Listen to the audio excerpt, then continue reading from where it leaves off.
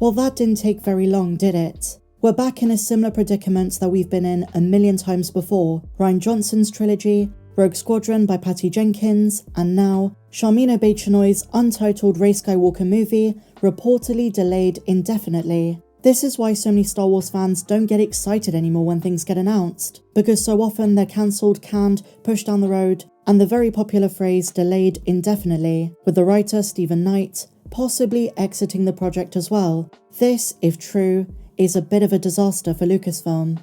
And not just that, it explains why The Mandalorian and Grogu was announced as the next upcoming film. This comes from Bespin Bulletin, and they say the following. The untitled Rey Skywalker movie led by Daisy Ridley is reportedly having issues in the creative process. And due to these issues, the writer of the film may be on the verge of exiting, and the film itself has suffered an indefinite delay.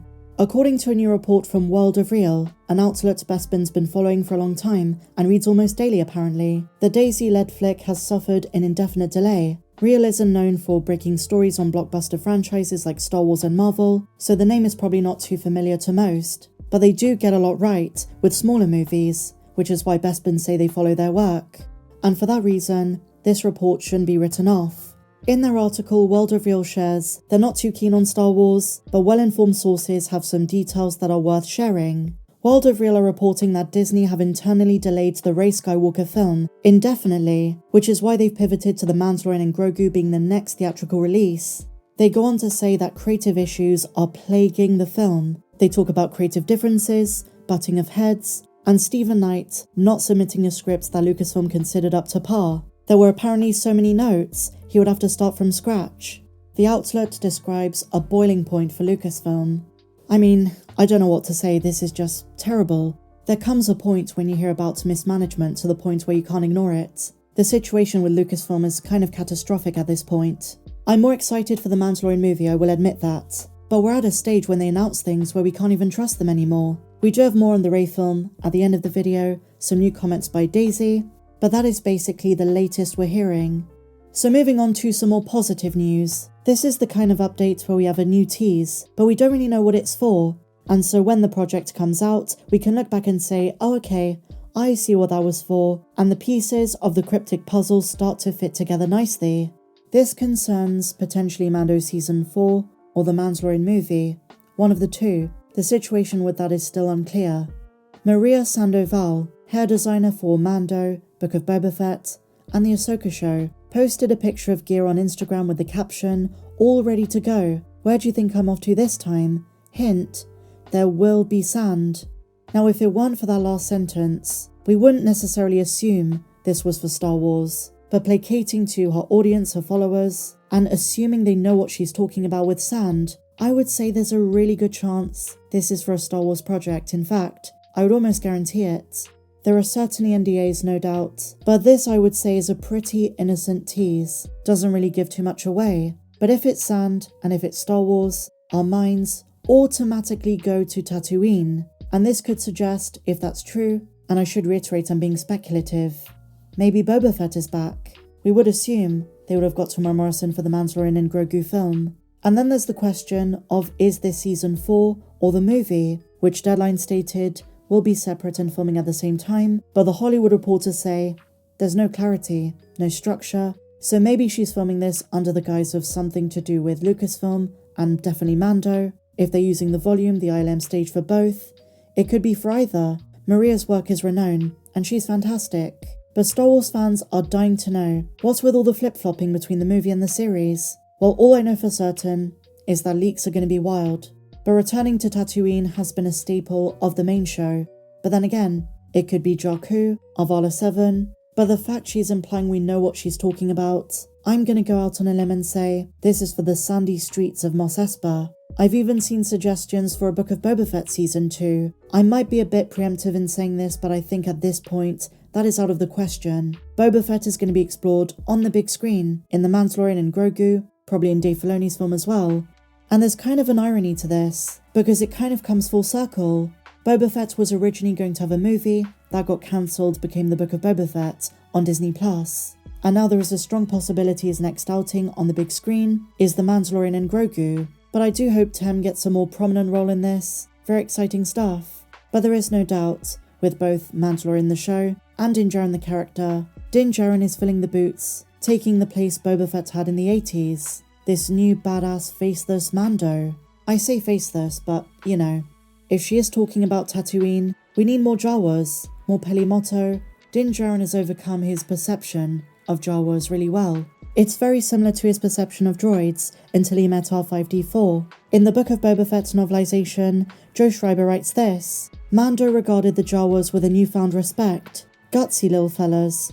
Well, thanks, Mando said, tossing a sack of credits to the Jawas. This marked a change from his previous attitude. While he's not exactly friends with the Jawas by any means, the fact he respects them shows character growth. At the beginning of The Mandalorian, Din Djarin was a loner, but throughout the 3 seasons, we've seen the passage of time and meeting various characters along the way enable him to begin opening up.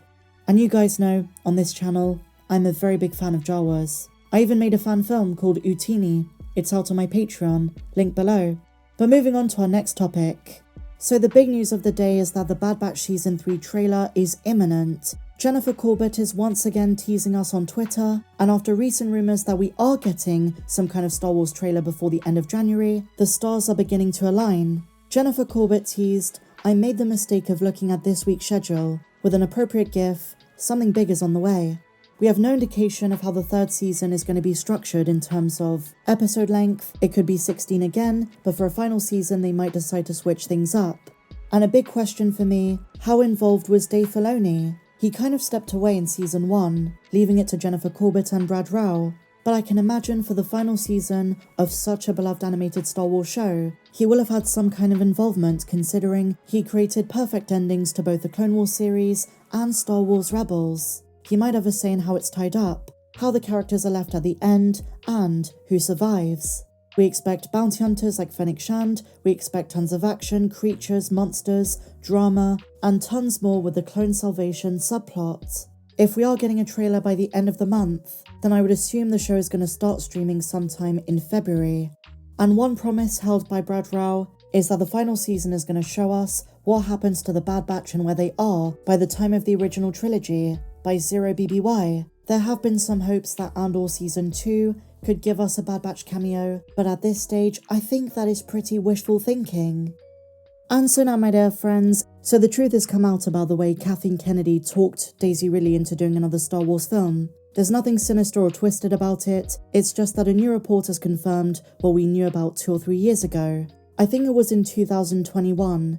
There was a report that Daisy Ridley had brunch with Kathleen Kennedy, and the rumour mill kind of went insane. Fans were talking about the possibility of getting an episode 10, she only invited her to discuss the future of Star Wars, they're not done with the sequels. And at the time there were skeptics who were convinced this was just a meeting between 2 old friends. The 2 of them had bonded quite a lot on the sets of 7, 8 and 9. But now Daisy Ridley has confirmed that meeting was not innocent at all. It was Kathleen Kennedy asking Daisy if she wanted to return, outlining the plans for another film.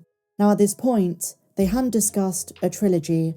Daisy Ridley recently said, there is the possibility of this becoming more than just a standalone movie, but it is all contingent on box office performance, fan reception, and that kind of thing. Disney is not taking a risk, they're not going to commit to a trilogy if it's just going to be diminishing returns and the potential of losing money at the box office. Plenty of Star Wars fans are already saying, even when the new Jedi Order film comes out, they're going to wait for it to drop on Disney+. And in this way I'm hoping, even if they are considering to do a trilogy, Stephen Knight should write this Star Wars movie as if it is a standalone, because we don't want an incomplete story that potentially will never get a follow-up. But anyway, here's what this report says. It goes without saying that the sequel trilogy didn't exactly sit well with much of the fanbase, leading some to be confused by the announcement of Ridley's Rey getting her own movie. Although plot specifics remain unknown, rumours have run rampant online about the untitled Rey film, with the consensus being that the titular Jedi will create a new academy for Force users, applying her own learnings from Luke and Leia.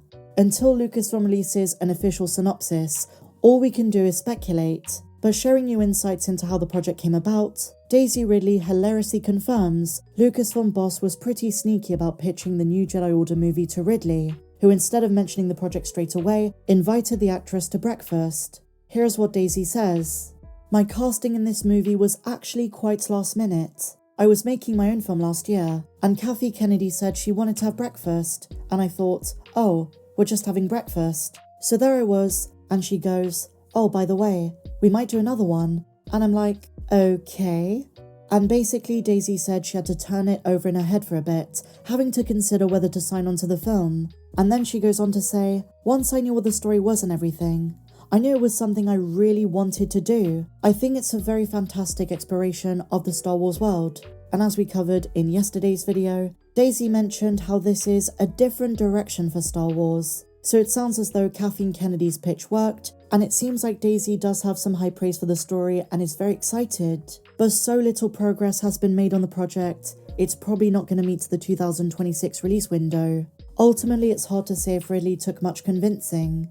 And something she acknowledges is that she will always, first and foremost, be Rey. Just like any actor who's been the main character of the galaxy far, far away, that role is forever what moviegoers will see you as Rey, in Mark Hamill's case, Luke, and in Hayden's case, Anakin. And all of them have seemingly returned.